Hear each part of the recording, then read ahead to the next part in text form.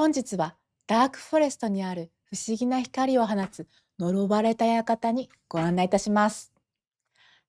ハロウィンの季節に合わせてレザーの素材とアメジストを中心に赤、黒、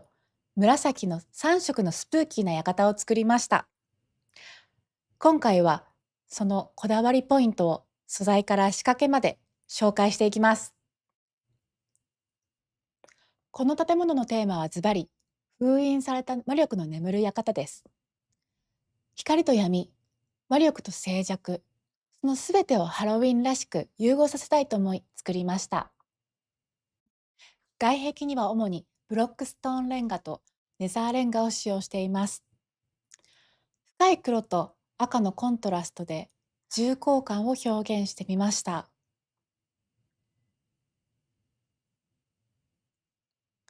そしてただ暗いだけではなく、落黒曜石とアメジストをところどころに入れて、魔力が壁の中を流れているような動きのある壁を演出しました。さらに、ひび割れたブラックストーンレンガや雲の巣を混ぜて、長い年月を感じられるように仕上げました。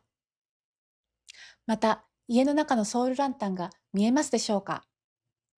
窓越しにソウルランタンの青白い光が滲んで、夜になると建物全体が魂が灯っているかのように輝く、そんな外観になっています。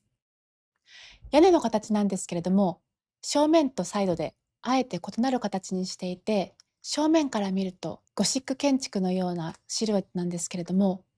サイドはこんな感じで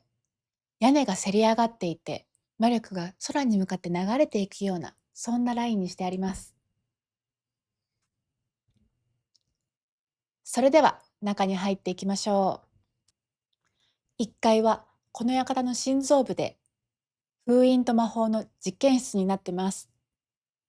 この部屋の中央には魔法陣を仕込んであります。床下にはマグマブロックを埋め込み、その上に赤と紫のガラスブロックを配置して、魔力の光が地面からにじみ出すように設計してあります。その四隅には魔法陣を支える封印点を再現しました。その奥にはエンチャントテーブルと醸造台を配置して、儀式の名残を感じられる不思議な空間を意識してみました。壁面にはエンダーパール、ブレイズロッド、レッドストーンなど魔力の遺物を展示しています。それぞれがこの魔力実験の証拠のように輝いています。そして玄関側には鉄格子に囲まれた寝室跡があります。今はもう蜘蛛の巣が絡みついて長い年月の経過を見られるようにしています。ここで誰かが暮らして魔法の実験をしていたかのように仕上げてみました。それでは2階に上がっていきます。2階はこの館で最も危険で神秘的な空間、召喚と封印の間です。部屋の中央にはネザーゲートを設置してあります。そしてその周りには黒いキャンドルが灯り、封印の儀式が行われていた痕跡が残っています。床は主にネザーラックで構成していて、中央部分だけは紫と赤のガラスを使って下から魔力が湧き上がってくるような演出にしてあります。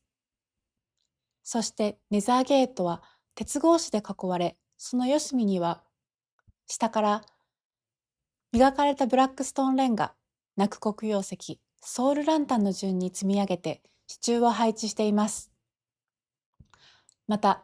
ネザーゲートの正面には黒く染めた革装備をまとったアーマースタンドを配置して、召喚された人を表現してみました。そして壁面にはブレイズロッド、ガストの涙、マグマクリームなど異界との契約に使われていたであろう召喚の遺物を展示しています。それでは最上階の3階に上がっていきたいと思います。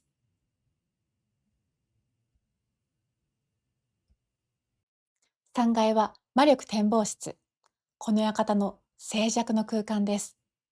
この階の最大の特徴は何といってもこの大きな窓。外側に紫のガラス、内側に赤のグラスを重ねて配置して、外から見ると深い紫を生み出すように設計してあります。そして中央にはエンダーチェストを設置しました。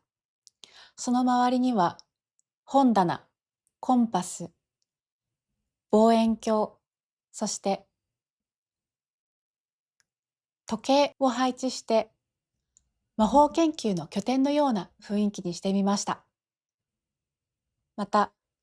足元は磨かれたブロックストーンと紫のガラスで構成されていて、床下から漏れる光がまるで魔力が上昇しているかのように見えるのも気に入っているところです。いかがですか？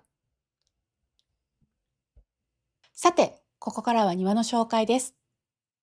この庭は魔界の自然をテーマにしています。建物の周囲全体を使って赤と青、相反する魔力のバランスを表現してみました。まず、玄関前の地面にはネザーラックやネザーウォートを埋め込み、血液を思わせるような赤い大地を再現してあります。そして、その中にはマグマブロックと赤いガラスブロックを重ねて、生きた炎が浮かぶようにしてあります。さらに、場所によっては、グローストーンと紫のガラスを組み合わせて、魔力のエネルギーが交差するような輝きを加えています。また、ネザーの赤森で採れる植物を取り入れて、異界の赤い生命感を表現しています。一方で、建物のサイドの庭には、ワープド系の植物の割合を増やして配置しました。冷たい青い光が差し込み、赤森とは正反対の静かな魔力が流れているように仕上げました。そして、庭の隅には、どこからか迷い込んできたピンクの羊さんがいます。この鮮やかな色が、この地の魔力に取り込まれてしまったかのように見えますよね。そして最後に、この玄関前のエンダーアイ。この目が監視しているかのような演出になっているのも気に入っています。今回はハロウィンに合わせて建てた魔界のゴシックハウスの紹介でした。見た目も雰囲気も光の演出もたくさんのアイディアとこだわりを取り入れた建築になっています。この館が気に入っていただけたら、ぜひコメントで教えてください。いかがでしたか？最後までご視聴いただき、本当にありがとうございました。チャンネル登録や高評価で応援をよろしくお願いします。それでは、またねー。